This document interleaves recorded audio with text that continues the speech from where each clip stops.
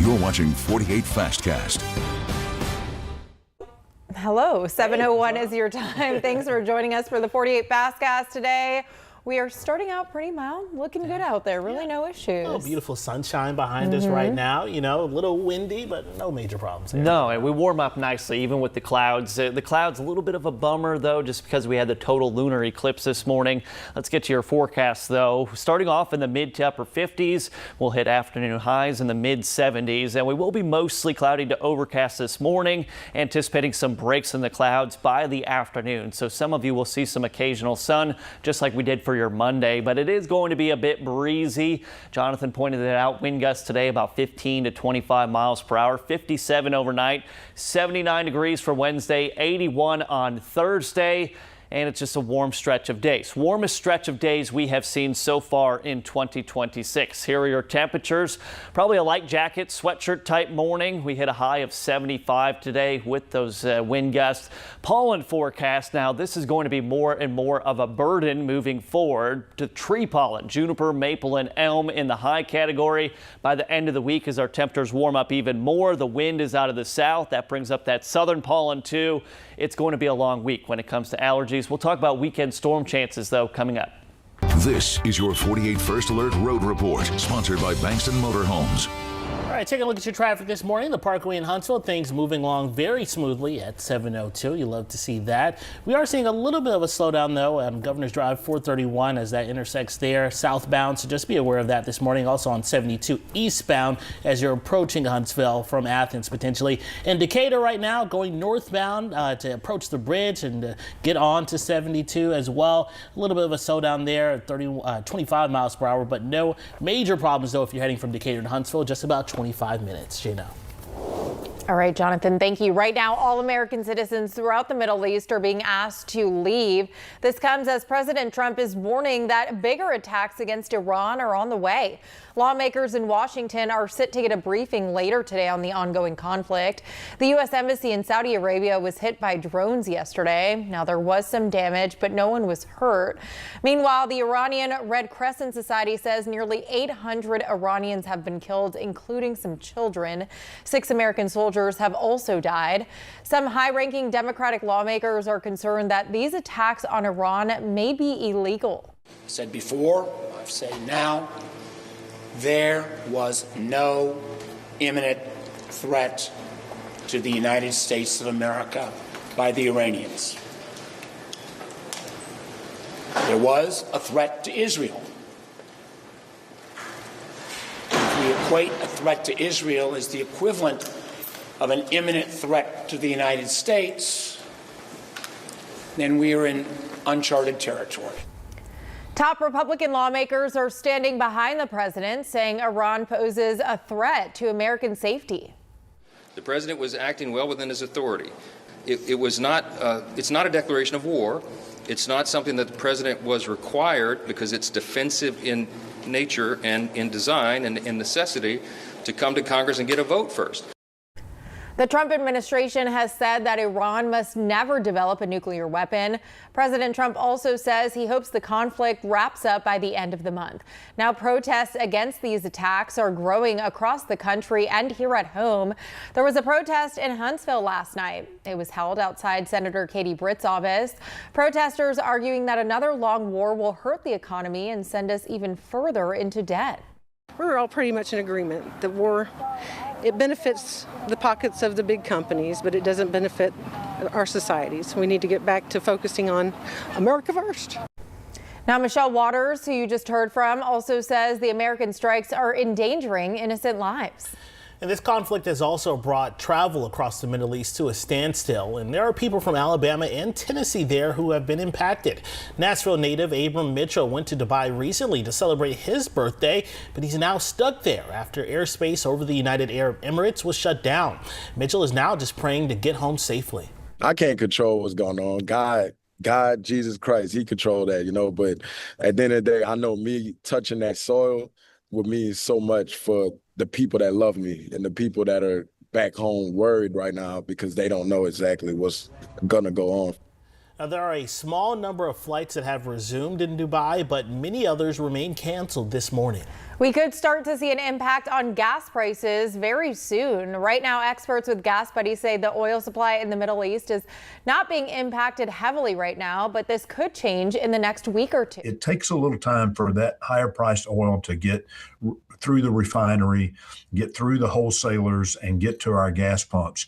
So that's typically a week or two later that we see that. Now, AAA says gas prices in Huntsville are currently around $2.77. It's around the same price in Florence, but a few cents lower in Decatur. Well, this morning, we're sitting down with local cancer survivors to talk about a new bill that they say could save lives. That measure would make breast cancer screening and diagnostic imaging free for people across Alabama. Yeah, MRIs and ultrasounds would also be included. 48 Sarah Grace Kennedy joins us live outside the Madison County Courthouse. And Sarah Grace, women over 40 get free mammograms with their insurance, but that's where the coverage ends. Well, when something suspicious shows up on a mammogram, it can cost women hundreds or even thousands of dollars to get those follow-up tests. But this bill is looking to change that. I spoke to some breast cancer survivors who tell me those costs can make it harder to detect cancer early.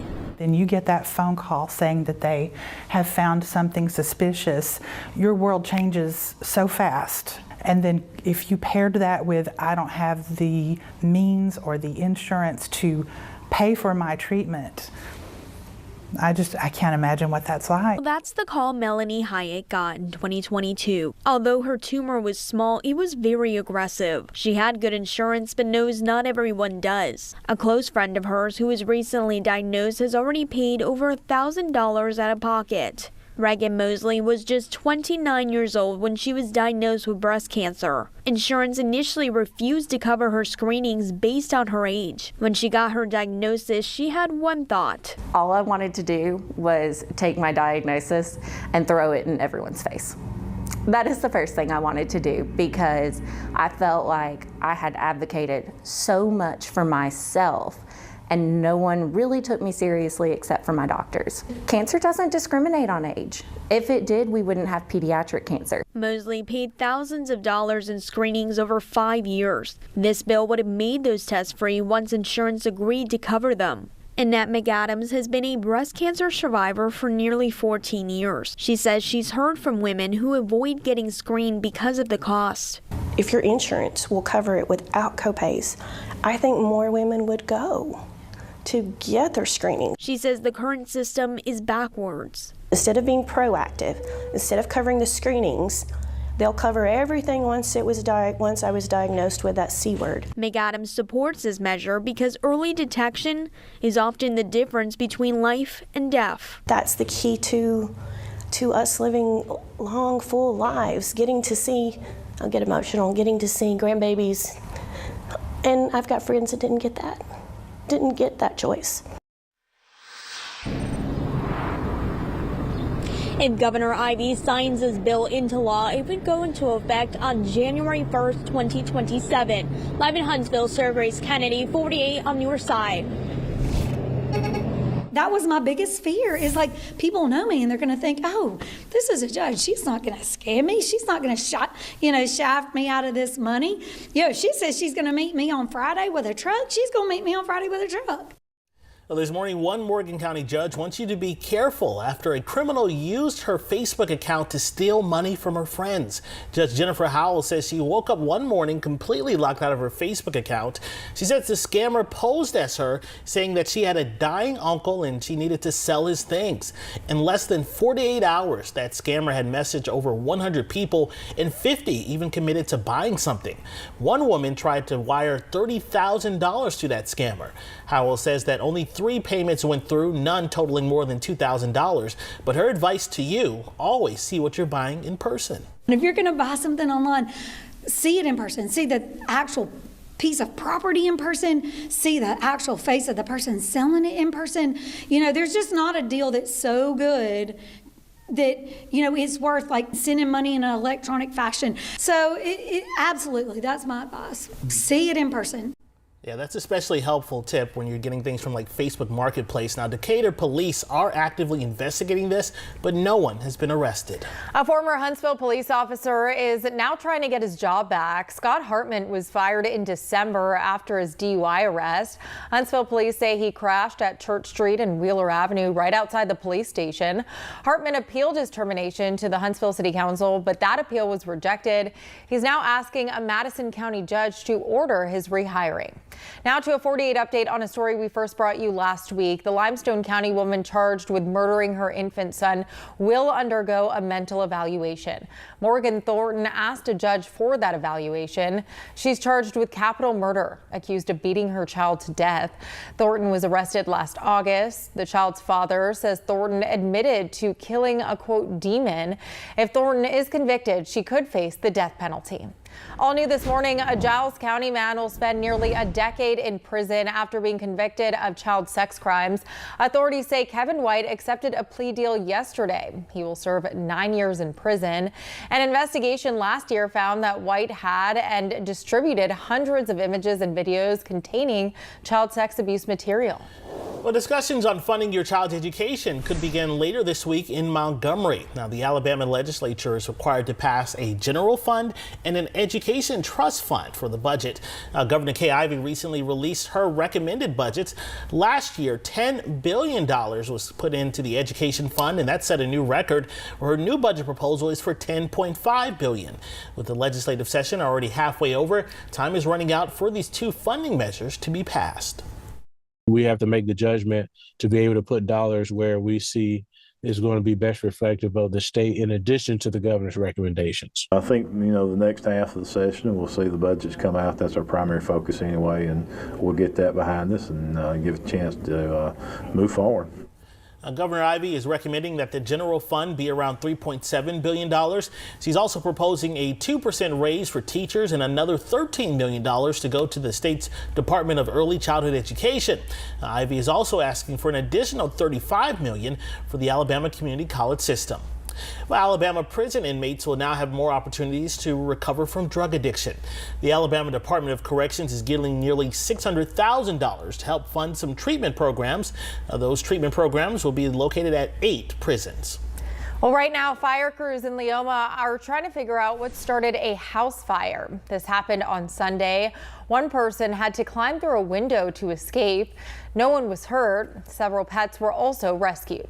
Well, get ready for some slowdowns if you drive through Decatur. Sewer work will be happening along Spring Avenue between Beltline Road and Sim Street. The work is set to start at 8 p.m. and then wrap up at 6 a.m. each day through Friday. Southbound traffic on Spring Avenue will also be merged into one lane. Eastbound traffic on Wimberley Drive will be closed at Spring Avenue this Thursday. Well, 7:13 this morning, and the Winter Olympics might be over, but that doesn't mean that interest in winter sports has gone away. Yeah, local ice rinks across the country often see a boost in interest right after the Winter Games. And 48's Claudia Peppenhorst joins us now live from the Ice Sports Center in Huntsville. And Claudia, city leaders say that's the case right here at home, and it's perfect timing. Yeah, and that's because our Ice Sports Center is currently receiving some major upgrades that will almost double its size. Now, back in September, city leaders quite literally broke the ice on this new construction. City Administrator John Hamilton says the interest in winter sports has grown so much in our area, they knew it was time to upgrade. So on the east side of the building, there'll be a new arena with around 1,200 seats and a full hockey rink size sheet of ice. Construction for that should be wrapping up in November of this year. On the west side is a new facility completely dedicated to curling. There'll be 5 curling lanes, locker rooms, and anything else the curling club might need. That construction will be wrapping up in February of next year.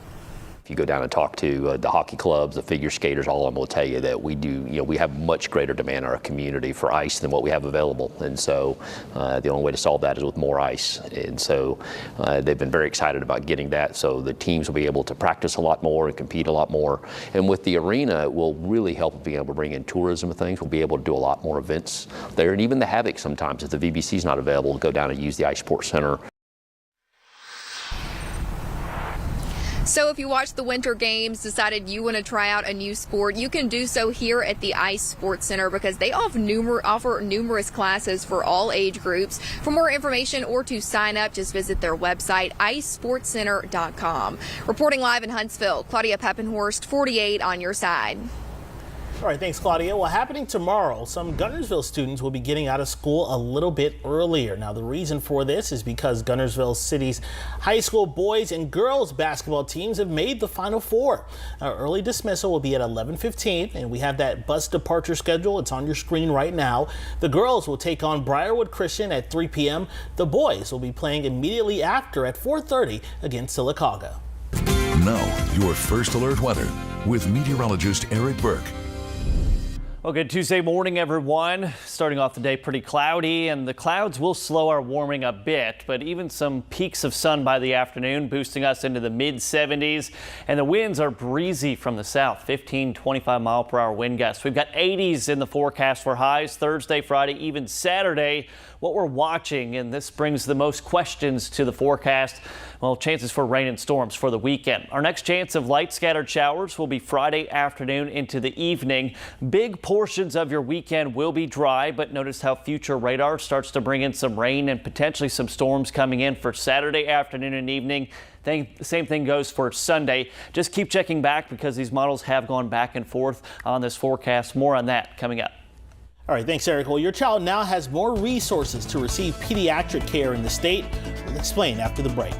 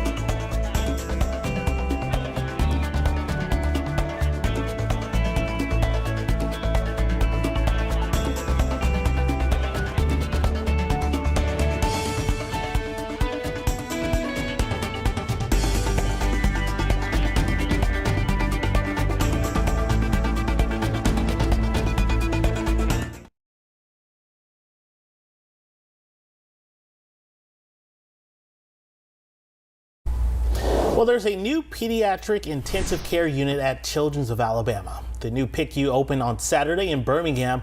Hospital leaders say this will allow doctors to better treat sick children. The project was partially funded with a $3 million donation from the Quarterbacking Children's Health Foundation. Well, if you want to assemble and test car parts for a living, you can apply for a new scholarship. Alabama's community college system and the Automotive Manufacturers Association are introducing this $4,000 scholarship. To qualify, you do have to have a minimum 2.5 GPA. You have to also be enrolled in certain programs like mechatronics and advanced or automated manufacturing technology for the upcoming semesters. The link to apply can be found online, and the deadline to apply is March 27th. Well, this morning, there's a new chairman of the Madison County Commission. Ronald Rex Vaughn has been appointed to that position. Vaughn is replacing former chair Mac McCutcheon. He retired recently due to health issues. Vaughn is a Sparkman High School graduate who earned both his bachelor's and master's degrees from Auburn University. Well, Limestone County leaders have agreed to hire an architecture firm to examine the possibility of building a new jail. County leaders tell us the current jail is overcrowded. It was built more than 20 years ago when the population of the county, of course, was much smaller. Now, officials also say a new jail might be needed as that county continues to grow. But, you know, as it grows old and as the population grows, you know well as I do, you get bad with good. That's just part of it. And I just don't want us to be caught in a situation in 5 years to where we don't have any room, because it takes 3.5 years to do anything. Now, there are plans to add 50 new beds to the current jail within the next month. Any new jail, though, would not be up and running for at least 5 years. Now, your first alert weather with meteorologist Eric Burke. Hey, this isn't a bad start at all to our Tuesday morning. We do have that cloud cover overhead. Temperatures at the moment in the mid to upper 50s, but keep in mind our average afternoon high this time of March is 61, and we're already in the mid to upper 50s. And look at this stretch of March days coming. Warmest stretch we have seen so far in 2026. Now, things get a bit more active as we go into the weekend. Scattered showers and storms possible both Saturday and Sunday, potentially staying more active as we go into early next work and school week too. Our winds today will be a bit of a burden, gusting 20 to 25 miles per hour. Sending your kid off to the bus stop this morning, light jackets needed. Make sure they've got some plans to play outside when they get home from school, watching the weekend, and don't forget daylight saving time begins Sunday morning. Eric, thank you. Still to come, we show you a pretty cool family reunion that happened at the Von Braun Center recently. And some historic documents are being brought to places around the country. We explain why next.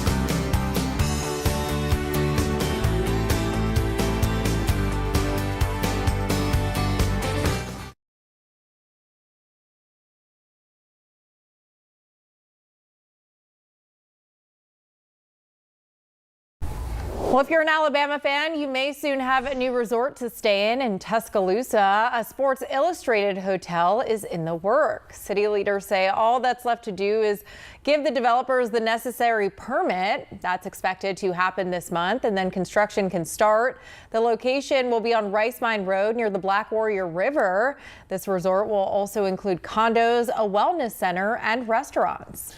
Well, there are some exciting high school basketball playoff matchups happening today. Now, at 10:30 a.m., the Lauderdale County boys will face off against Montgomery Academy. At 1:30 p.m., the Whitesburg Warriors will be playing against Southside Selma, and the Deshler boys are facing Fairfield today.